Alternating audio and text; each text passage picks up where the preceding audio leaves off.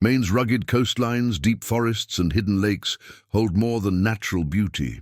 They guard mysteries stretching back thousands of years. From strange runestones and ancient campsites to sacred legends and unexplained artifacts, these places blur the line between history and myth. Each site carries its own story, leaving us to wonder how much of Maine's past still lies untold. The Maine Penny, or Goddard coin. If you were to walk the quiet shoreline of Brooklyn, Maine today, you'd mostly see fishing boats, rocky beaches, and the steady rhythm of the Atlantic tides. It feels like a typical coastal town, far removed from anything you'd expect to connect with medieval Europe. But tucked into this unassuming landscape lies one of North America's strangest archaeological discoveries. A tiny coin known as the Maine Penny or the Goddard coin. On its own, it's just a piece of silver, not much larger than a dime. But when you look closer at where it came from, what it represents, and how it might have arrived here, the mystery grows into something almost unbelievable. The story begins in 1957, when archaeologists were excavating the Goddard Site, a Native American settlement area in Brooklyn. This site had already yielded thousands of artifacts, projectile points, tools, pottery, and evidence of trade networks that stretched well beyond Maine. Among this collection of items, one object stood out sharply against the rest. It was a coin, old and weathered, with markings no one immediately recognized. For a while it was set aside, as so many strange finds are, with the assumption it must have been misplaced or misidentified. But later study revealed it was a silver penny struck in Norway during the reign of King Olaf Kyrre between 1065 and 1093 AD. That means the coin was minted around 1,000 years ago, at a time when the Norse were known to be voyaging west across the Atlantic. The timing is key. By the late 900s and early 1000s, Norse explorers like Eric the Red and Leif Erikson were pushing into Greenland and parts of Canada.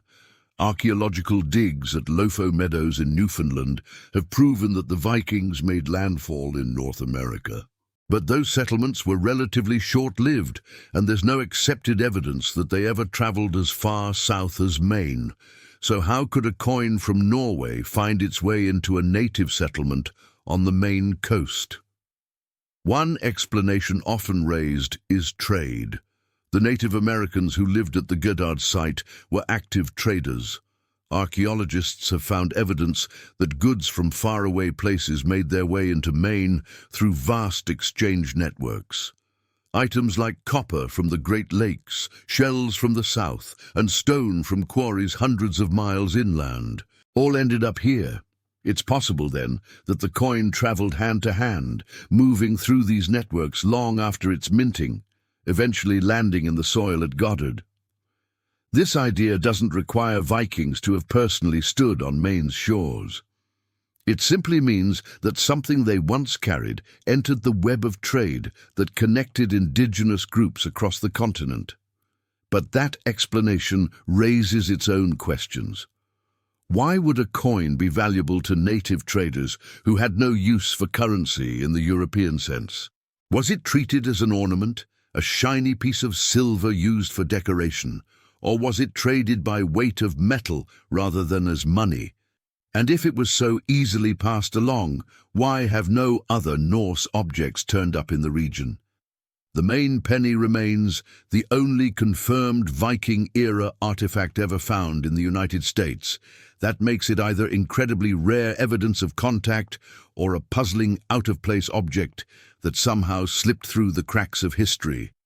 Another explanation, though less accepted, is that Norse explorers may have traveled farther south than we realize.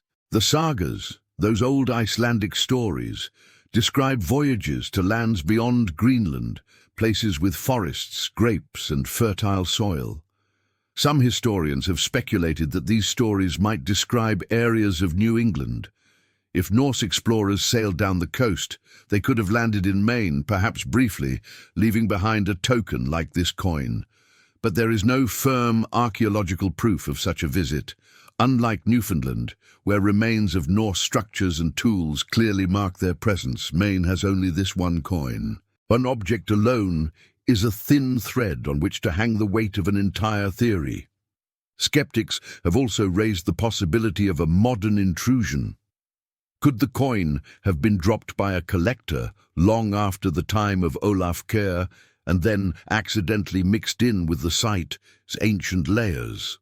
This explanation seems less likely given the careful archaeological process, but it hasn't been ruled out completely. Human error or even deliberate planting has been known to cause confusion in digs before. The Maine Penny has been tested and studied repeatedly, but the mystery isn't just about whether it's authentic, it's about the path it took to get where it was found. What makes the story compelling is not just the coin itself, but the context. The Goddard site shows evidence of vibrant native life stretching back thousands of years. Specialists in Old Norse and runic writing noticed that the inscriptions didn't perfectly match what would be expected from authentic Viking carvings. Some of the characters seemed copied from modern books about runes rather than from genuine medieval examples. The grammar also seemed inconsistent, almost as if someone had tried to mimic Old Norse without fully understanding it. This led many experts to declare the stones forgeries created in modern times rather than by Norse explorers. Yet the story doesn't end there. Some researchers and enthusiasts continue to believe the Spirit Pond runstones are authentic. They argue that just because the inscriptions don't look perfect doesn't automatically mean they're fake. After all, if Vikings were traveling in a strange land far from home, it's possible their writing wouldn't strictly follow the rules we see in Scandinavia. Languages shift, and runes carved by explorers might reflect a less formal style. Others suggest that the stones might even represent a transitional form of writing, capturing a moment of linguistic change. Another point in favor of the stones, at least for believers, is the context of their discovery. Elliot wasn't known as a hoaxer, and the stones weren't dug up from a convenient backyard or roadside where planting them would have been easy. They were found in a natural setting near a pond, a place that doesn't immediately suggest someone trying to stage an archaeological prank. Supporters also point to the fact that Maine's coast would have been accessible to Norse sailors who were skilled at navigating long distances. If they reached Newfoundland, what's to say they couldn't have pushed farther down the coast? Still, the mainstream academic community has remained unconvinced. Most linguists and archaeologists consider the Spirit Pond runstones to be part of a long tradition of questionable Viking artifacts in North America. They place them alongside items like the Kensington runstone in Minnesota, another carved stone that some claim is Norse, but most experts reject. These debates often reveal just how much people want to connect their local history to something larger, something legendary. A genuine Viking inscription in Maine would rewrite the story of European contact with the continent, and that possibility continues to capture imaginations, even if the evidence is shaky. Walking near Spirit Pond today, you wouldn't necessarily think of Vikings. The area is quiet, the pond still, and the trees rise around it in a way that makes the place feel almost untouched. The stones themselves are no longer out in the open. They've been moved for protection because the elements and curious visitors were wearing them down. They're now housed at the Maine Maritime Museum in Bath, where people can view them up close. Walking near Spirit Pond today, you wouldn't necessarily think of Vikings. The area is quiet, the pond still, and the trees rise around it in a way that makes the place feel almost untouched. The stones themselves are no longer out in the open. They've been moved for protection because the elements and curious visitors were wearing them down. They're now housed at the Maine Maritime Museum in Bath, where people can view them up close. On the positive side, this means they're safe from damage and preserved for future generations to study. Visitors get a chance to stand in front of them, trace the runes with their eyes, and imagine the possibility of Norse explorers in Maine. On the negative side, the relocation takes away some of the mystery of place. Seeing them in a museum case feels different from stumbling across them in the wild, where the thought of ancient hands carving those lines into stone feels more immediate. And because so many experts dismiss the stones as modern fakes, the museum doesn't treat them as evidence of Viking contact. Instead, they're presented more as curiosities, examples of how stories and controversy can shape our understanding of history. Personally, I find myself caught in the middle. Part of me leans toward the skeptical side. The runes really do look suspicious in places, and the arguments about grammatical mistakes are hard to ignore. If they are fakes, they fit into a long pattern of mysteries that turn out to be the product of someone's imagination. At the same time, I can't help but feel drawn to the possibility that they might be genuine. Standing in front of them, you can't help but think of a Norse traveller far from home carving words into stone beside a Maine pond. Even if it isn't true, the image sticks with you. And in a way, that's part of the power of mysteries like this. They force us to hold on to questions without clear answers. As for the present situation, the Spirit Pond runstones remain under debate, but no longer in the open air. The Maine Maritime Museum displays them for those curious enough to visit, and they still attract enthusiasts who argue passionately for their authenticity. The positive side is that the stones are preserved, safe from erosion and vandalism, and accessible to the public. The negative side is that they've been stripped of some of their atmosphere and mystery, and most academic voices continue to dismiss them outright. What's left is a stalemate, a set of stones that mean everything to some and nothing to others. In the end, the Spirit Pond runstones remind us of how fragile the line between history and myth can be. Whether they were carved by Norse explorers 1,000 years ago or by a modern hand with too much imagination, they've earned a place in Maine's story. They keep alive the possibility of forgotten journeys, hidden contacts, and lost histories. And maybe, just maybe, that's their real gift. Not the certainty of an answer, but the enduring spark of curiosity. Sebasticook Lake Fishweirs Complex. If you stand on the shores of Sebasticook Lake in Newport, Maine, it looks like a peaceful modern reservoir. Families fish from small boats. Ducks drift across the surface, and in summer the water sparkles in the sun. But beneath those calm waves lies something astonishing. The remains of one of the oldest fishing systems ever built in North America. It's known as the Sebasticook Lake Fishweirs Complex, and it stretches back thousands of years. Hidden under the water are wooden stakes and frameworks once used by Native Americans to trap fish on a massive scale. For archaeologists, it's like a time capsule of ingenuity and survival, offering a glimpse into how ancient communities thrived in a challenging environment. The discovery of the fishes came in the mid-20th century when water levels in the lake were altered by dam work. As the water receded, people noticed strange patterns of wooden stakes driven deep into the mud. At first, some thought they might be remnants of logging operations or millwork. After all, Maine has a long history of both. But closer study revealed they were much older, dating back as far as 3000 BCE. Radiocarbon testing confirmed that these weren't colonial remains, or even from the later native settlements. They were truly ancient. Fishweirs themselves are fairly simple in concept, but brilliant in practice. By arranging rows of wooden stakes and weaving brush between them, early people could create funnel-like barriers that guided fish into traps or enclosures. Instead of chasing fish one by one with spears or nets, entire schools could be directed into a confined space. This allowed communities to harvest large quantities of food efficiently, which was critical for survival, especially during seasonal runs when fish moved upstream in huge numbers. What's striking about the Sebasticook Lake system is its sheer scale. Hundreds upon hundreds of stakes were found, many of them still preserved because the mud kept out oxygen that would normally rot wood away. Archaeologists realized this wasn't a small casual setup made by one family.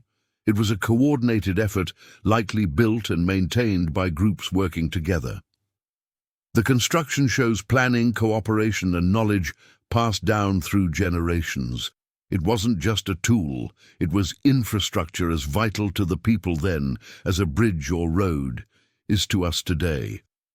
The we also reveal how deeply ancient people understood their environment. They knew when fish would arrive, where they would swim, and how to build structures that worked with natural currents. In a way, it was an early form of engineering, blending technology with the rhythms of nature. It shows that native people in Maine weren't just surviving, they were thriving, building systems that allowed them to store food, support larger communities, and focus on other parts of life like tool-making, art, and social exchange. Yet despite how impressive the Sebasticook Lake Fishweirs complex is, it also leaves us with many unanswered questions. For one, we don't know exactly which groups of people first built it. Recent discoveries in the Amazon rainforest have revealed complex geometric patterns visible only from above. These precisely aligned structures dating back over 2,000 years suggest ancient civilizations possess sophisticated engineering knowledge that challenges our understanding of pre-Columbian societies. How did they achieve such precision? The fact that these were preserved at all feels almost accidental. A lucky break that lets us peek into the deep past. From a modern perspective, the fissures force us to rethink stereotypes about ancient life. Too often we imagine early Native Americans as constantly struggling against nature, living hand to mouth. The Sebastic evidence paints a different picture of people who not only survived, but built lasting systems to ensure abundance. It shows a knowledge of ecology that was sophisticated, and it challenges us to see these communities as advanced in ways we don't always recognize. Visiting Sebasticook Lake today, though, you won't see the fishweirs themselves. They remain submerged beneath the water, invisible to the casual eye. That's both a positive and a negative. On the positive side, the mud and water keep them preserved, hidden from vandals or souvenir hunters. On the negative side, it means there's little for the average visitor to experience directly. Unlike a stone ruin or burial mound, there's no dramatic landmark to point to. The story exists mostly in archaeological reports and museum exhibits, which can make it harder for people to connect emotionally with the site. The lake itself has its own challenges. Like many bodies of water in Maine, it has faced issues with pollution, algae blooms, and invasive species. These problems affect water clarity and quality, and they threaten the preservation of what lies beneath. If the ecosystem shifts too much, the delicate balance that has kept the ancient wood intact for thousands of years could be disrupted. That adds urgency to ongoing efforts to study and protect the fishweirs before natural or human changes erase them. From my own perspective, the Sebasticook Lake Fishweirs complex is one of those quiet mysteries that deserves more attention. It doesn't have the drama of a stone circle or a gold treasure, but it tells a story that's just as powerful. To me, it's humbling. It makes me think about how people thousands of years ago faced the same basic challenges we do. How to eat, how to support a community, and they came up with solutions that were clever, sustainable, and effective. At the same time, I understand why it doesn't capture the public imagination in the same way as something like the Maine Penny or a runestone. Without a visible monument, it's easy for people to overlook. But maybe that's part of its quiet strength. It reminds us that history isn't just in flashy discoveries, but in the everyday ingenuity that kept people alive.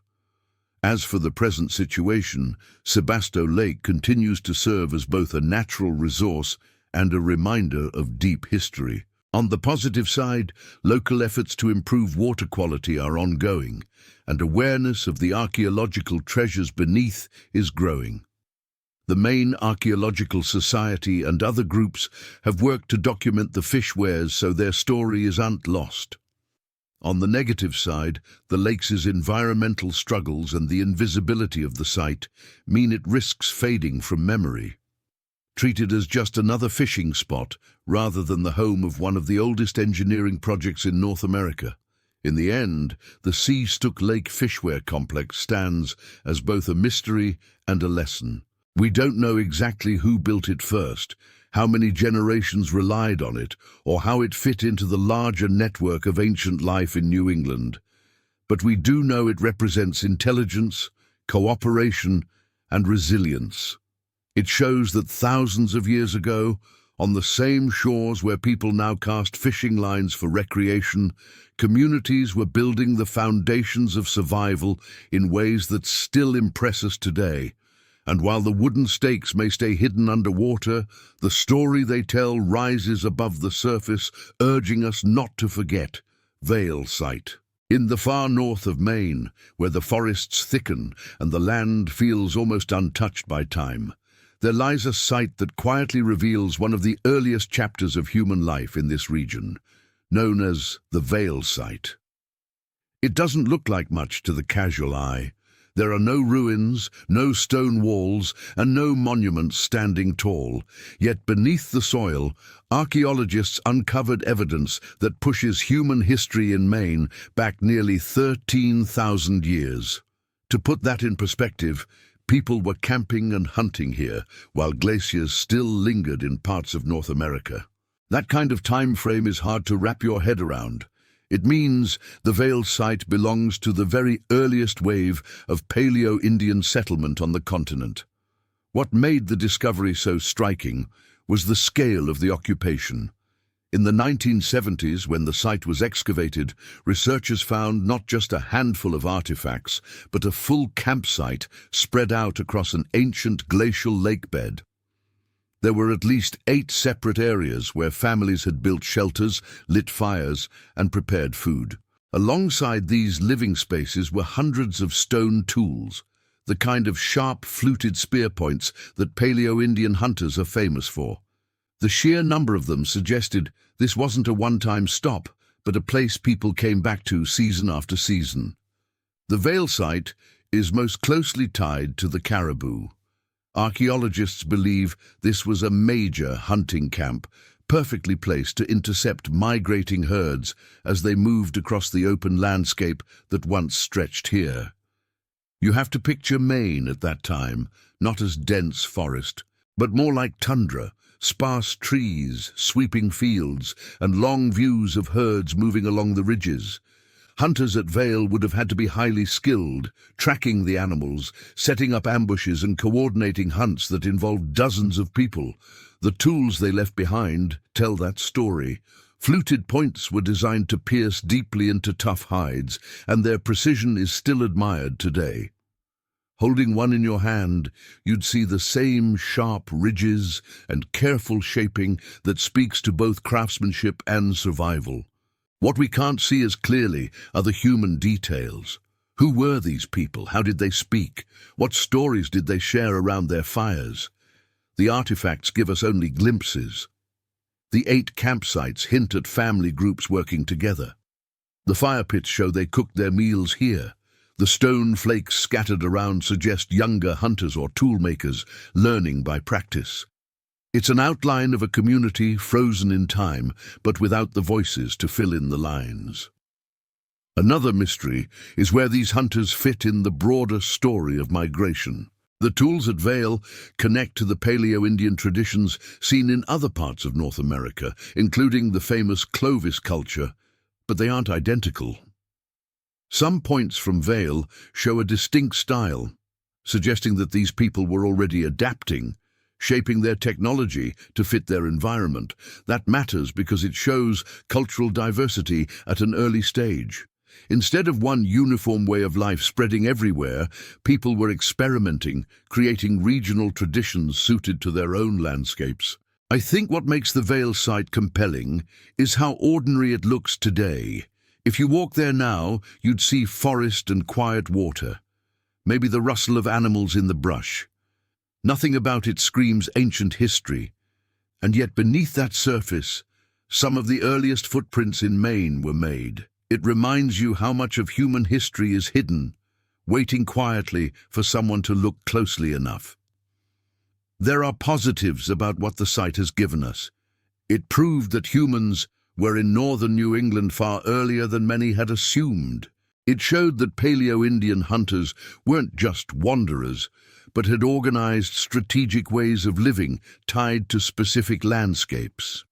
And it gave us a more complete picture of how adaptable humans are, capable of thriving in a climate that was still raw and harsh after the Ice Age. On the negative side, very little of the site is visible today, and that makes it easy to overlook. Unlike a stone circle or a mound that stands out in the landscape, the Vail Site is mostly gone. Its artifacts moved to museums for study. Without that physical presence, it doesn't capture the imagination of visitors in the same way. There's also the risk of forgetting it altogether, of letting it fade into academic texts, rather than keeping it alive in public memory. From my perspective, I see both sides. I wish more of the site could be experienced directly, but I also respect the decision to protect it and preserve its artifacts. For me, the power of the Vail Site comes from knowing that even in a quiet stretch of Maine woods, people once built their lives with skill and purpose. It doesn't need dramatic ruins to feel meaningful. Its value is in the reminder that human history is much deeper here than most people realize. As for the present situation, the Vail Site itself isn't open as a tourist stop. It sits in Maine's wilderness, part of the landscape used by hunters, canoeists, and hikers.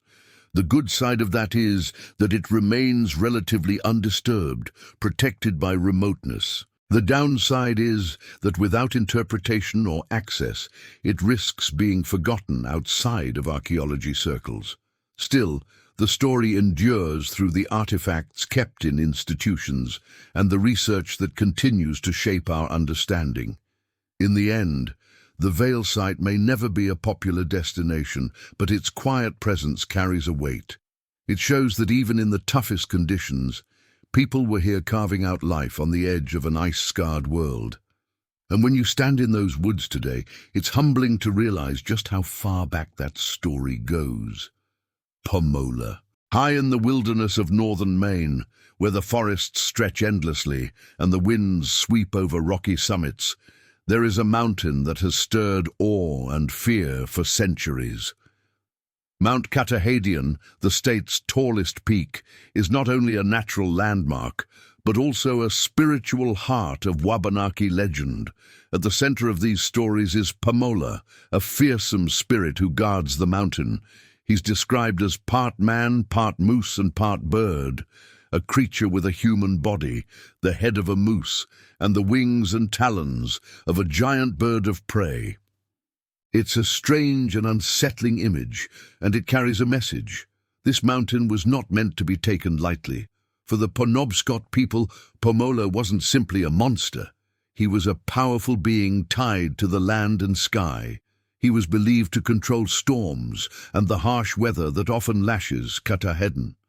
If lightning struck or snow fell suddenly, it wasn't just chance. It was Pamola's doing. In that sense, the spirit symbolized both danger and respect. The mountain was his domain, and those who dared to climb it risked angering him. This belief created a boundary, a kind of sacred protection that kept the peak off limits. Long before recreational hiking and mountaineering, Catahedon was viewed as a place where spirits dwelled, not humans.